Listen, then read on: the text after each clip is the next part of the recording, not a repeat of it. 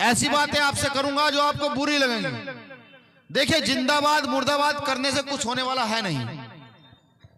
आप खूब माला पहनाएं, खूब जिंदाबाद करें, कुछ नहीं उससे होने वाला है। क्या जिंदाबाद करने से मसीह समाज के ऊपर जो अत्याचार होते हैं उनको बंद किया जा सकता है? क्या जिंदाबाद करने से जो दलित पिछड़ों के साथ होता है इस देश के अंदर, उसको बंद किया जा सकता है? व्यवस्था समझिए, व्यवस्था क्या है। अगर व्यवस्था एक बार समझ गए तो बड़े पैमाने पर परिवर्तन का काम आप सब लोग कर जाओगे। और अगर व्यवस्था ना समझे तो इसी प्रकार से पिटते रहोगे। आने वाली नस्लें वो गुलामी की ओर अग्रसर होंगी। जिन लोगों से लड़ाई है उनके पास अथाह पैसा, अथाह संसाधन है, और हमारे पास क्या है? हम गरीब किसान मजदूर वर्ग के लोग सिर्फ बाबा साहब अंबेडकर की बदौलत पढ़ लिख करके इतना बोलना सीख गए हैं। आर्टिकल 19 अधिकार दे दिया कि बोलो, खूब जोर जोर से बोलो। उन लोगों ने पैसे के दम पर भारत की राजनीति को अपने कदमों में घेरा और हम लोग चुप रहे। बाबा साहब अंबेडकर ने संविधान में लोकतंत्र का अधिकार दिया। लोकतंत्र के अधिकार में कह दिया कि जिसकी जितनी संख्या बारी उसकी उतनी हिस्सेदारी। और इस देश में गरीब मजदूर किसान की संख्या सबसे ज्यादा है। इस देश में SC ST OBC माइनॉरिटी की संख्या सबसे ज्यादा है। ये लोग चाहे तो तख्ता पलट कर दे, लेकिन हम लोगों ने ध्यान नहीं दिया। बाबा साहब के द्वारा दिए गए अधिकार को पा करके हम लोग टीवी और बीवी में खुश हो गए।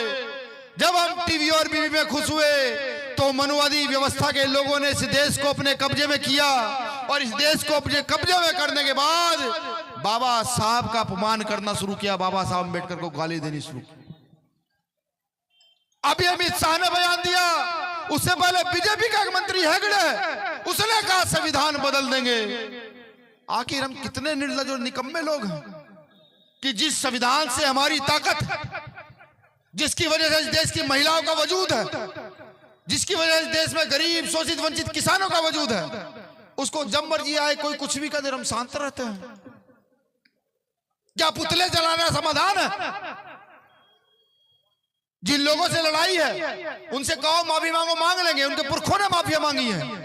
अंग्रेजों के सामने घुटने टेक के कह दिया हमें माफ कर दो।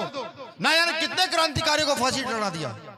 नहीं, ये समाधान नहीं है।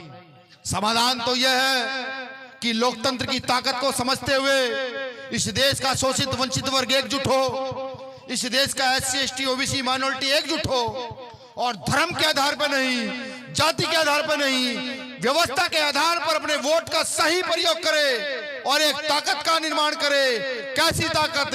जो ताकत कभी जगदेव प्रसाद कुशवाहा चाहते थे, जो ताकत कभी रामस्वरूप वर्मा चाहते थे, जो ताकत कर्पूरी ठाकुर चाहते थे, जो ताकत साहब मान्यवर काशीराम ने इस देश में स्थापित की, जो ताकत यहाँ लोहिया साहब चाहते थे, जो ताकत कभी मुलायम सिंह यादव ने स्थापित की, उस ताकत का निर्माण करें।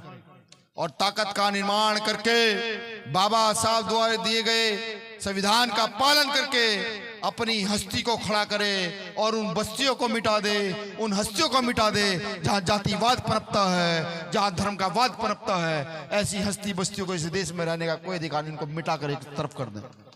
यही समाधान है, दूसरा कोई समाधान नहीं है।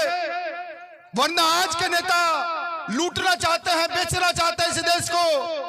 वो लोग अपना घर भर रहे हैं। आप लोगों ने एक नेता को जिता कर भेजा लोकसभा, उसको खपाने के लिए तैयार नहीं है। उस व्यक्ति को बोलने का समय देने के लिए तैयार नहीं है, क्योंकि जब उठता है कह दिया जाता है नहीं बैठ जाओ। गरम होकर कहता है नहीं मैं अपनी बात रखने आया रखूंगा। लेकिन क्या एक अकेला व्यक्ति सारे काम कर सकता है क्या? हम लोगों को कोई जिम्मेदारी नहीं है। अपने गिरवान में जाकर पूछेगा आप कितना प्रचार करते हैं, अपने पार्टी संगठन का कितना प्रचार करने का काम करते हैं, हर रोज कितने लोगों को जोड़ने का काम करते हैं, लोकतंत्र को कितना मजबूत करने का काम करते हैं? नहीं करते हो। ये काम करना शुरू कर दो तो मुझे लगता है मुझे आने वाले समय में जब मसीह समाज बुलाएगा तो वो मुझे दुख में नहीं खुशी में बुलाएगा कि भैया आइए आकर के साथ क्रिसमस मनाएंगे। मुझे आने वाले समय में जब OBC समाज बुलाएगा तो खुशी में बुलाएगा, कहेगा भैया आइए आज महात्मा ज्योतिबा फुले की जयंती मनाएंगे, आज ललित सिंह यादव की जयंती बड़े पैमाने पर मनाएंगे। तब मुझे यहाँ बुलाया जाएगा। अपने अधिकारों को पहचानो, अपनी ताकत को जानो। इस देश में पैसे वाला ताकतवर नहीं,